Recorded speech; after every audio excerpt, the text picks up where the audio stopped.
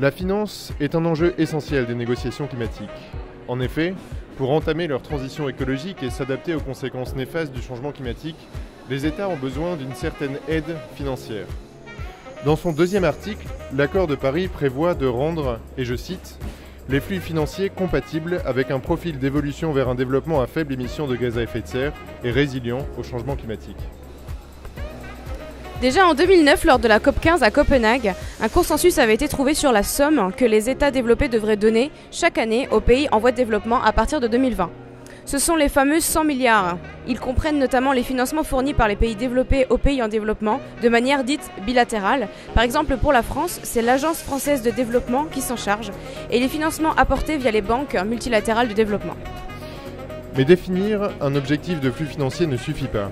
Il est tout aussi essentiel de se mettre d'accord sur une série de détails comme les méthodes de comptabilité de ces transferts, leur prévisibilité, les mécanismes permettant de vérifier la non-additionnalité ou encore la façon dont les États communiquent sur leurs engagements financiers.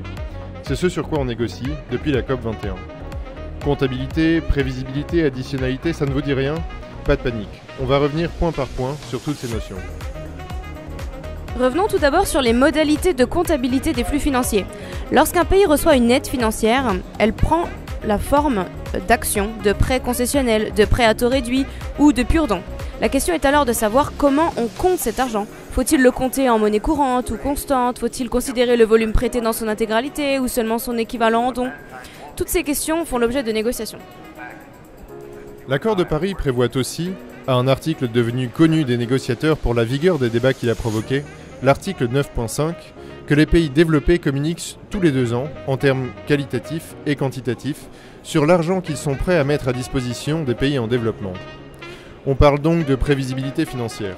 Cela a longtemps fait l'objet d'un dissensus car d'une part, les pays développés revendiquent des difficultés à prévoir des engagements financiers à moyen terme, et d'autre part, les pays en développement ont besoin d'une certaine visibilité sur l'argent qu'ils vont recevoir. Enfin, nous avons parlé d'additionnalité. On dit qu'un projet financé par de l'argent étranger est additionnel lorsqu'il a été rendu possible par ce financement extérieur. Il est donc fondamental de s'assurer, dans les modalités de comptabilité de la finance climatique, que l'on ne compte que les investissements qui n'auraient pas pu être faits par le pays récipiendaire. Un dernier point fait l'objet d'âpres négociations depuis la COP21. Il s'agit de l'engagement post-2025. En effet, il est prévu dans l'accord de Paris que les États revoient à la hausse leurs engagements en termes de finances climatiques. Ce type de débat cristallise souvent les tensions.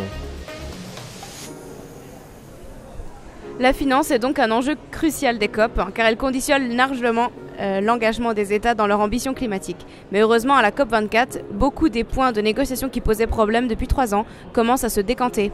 L'annonce de la Banque mondiale de rehausser ses financements climat à hauteur de 200 milliards de dollars a contribué à l'atmosphère de confiance.